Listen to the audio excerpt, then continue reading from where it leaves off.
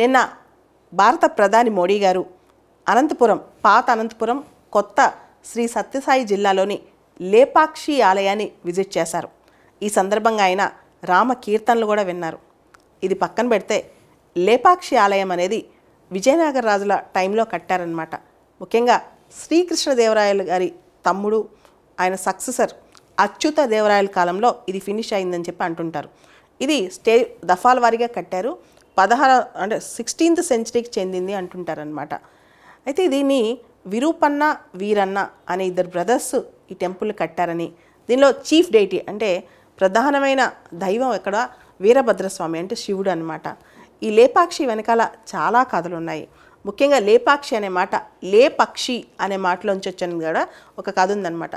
లేపాక్షి అనే మాటలోంచి ఎలా వచ్చింది ఇదంటే, రావణాసురుడు సీతమ్మ వారిని ఎత్తుకుపోతుంటే జటాయువు వెనకాల పడిందంట. దాంతో ఇద్దరి మధ్య గొడవైంది. రావణాసురుడికి జటాయువుకి మధ్య ఘర్షణ జరిగినప్పుడు జటాయువు అక్కడ పడిపోయింది. అందుకని రాముడు అక్కడికి వచ్చి లేపక్షి అన్నారు అని చెప్పి అంటుంటారు.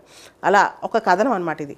తర్వాత సీతమ్మ వారి పాద ముద్రలు కూడా లేపాక్షి ఆలయంలో ఉన్నాయని అంటుంటారనమాట. కాబట్టి ఇటువంటి విశిష్టత కలిగిన లేపాక్షి ఆలయాన్ని మోడీ గారు సందర్శించడం, అది మన ఆంధ్రప్రదేశ్లో ఉండటం మన అదృష్టంగా భావించవచ్చు. లేపాక్షి ఆలయం అనేది ద్రవిడియన్ స్టైల్లో కట్టబడి మేజర్గా విజయనగర ఫీచర్స్ ఉన్నాయన్నమాట. Vijayanagara architecture features. అసలు విజయనగర ఆర్కిటెక్చర్ ఫీచర్స్లో ప్రధానమైన అంశాలు ఏంటి? చుట్టూ వాల్ స్ట్రాంగ్ ఫెన్సింగ్స్ ఉంటాయి. ఎప్పుడైనా విజయనగర ఆర్కిటెక్చర్లో గుడి చుట్టూ స్ట్రాంగ్ ఫెన్సింగ్స్ ఉంటాయి అనమాట. బలమైన ఫెన్సింగ్స్, వాల్స్ ఉంటాయి. కళ్యాణ మండప అనేది ఇక్కడ చాలా ఇంపార్టెంట్. విజయనగర ఆర్కిటెక్చర్ స్టైల్లో ఖచ్చితంగా కళ్యాణ మండపాస్ మనకు కనిపిస్తాయి గుళ్ళో. తర్వాత గుళ్ళో ప్రధానమైన పెద్ద గోపురం ఉంటాయి, రాయ గోపురం అంటాం. పెద్ద పెద్ద గోపురాలు ఉంటాయి. తర్వాత స్తంభాలు, గుళ్ళో పెద్ద పెద్ద స్తంభాలు ఉంటాయి. అవి యాలి ఆకారంలో ఉంటాయి. అంటే యాలి అనేది మన హిందూ మైథలాజికల్ బర్డ్ అనమాట.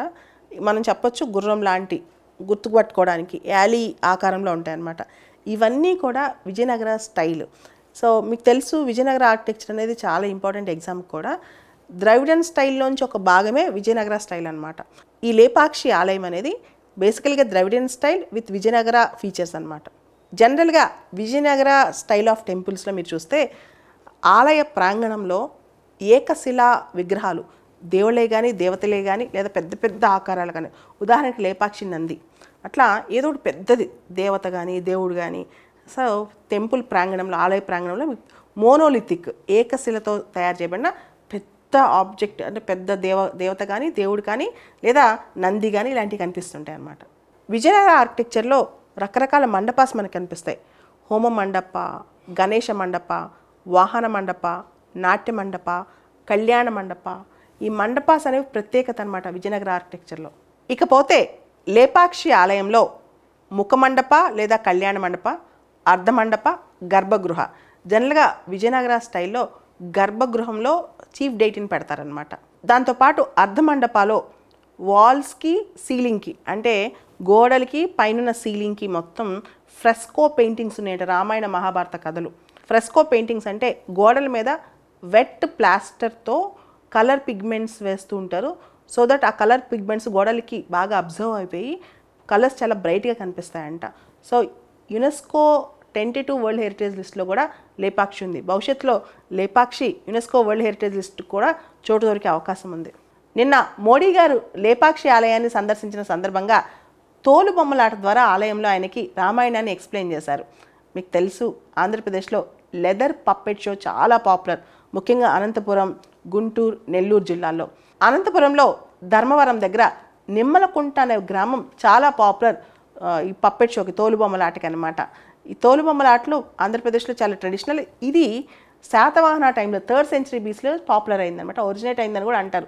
శాతవాహన టైంలో ఈ తోలుబొమ్మలాట ద్వారా రామాయణ మహాభారత రకరకాల నీతి కథలు, పిల్లలకి ఆట విడుపు, పెద్దవాళ్ళకి నీతి కథలు, ఎంటర్టైన్మెంట్ ఇవన్నీ చేస్తుంటారు.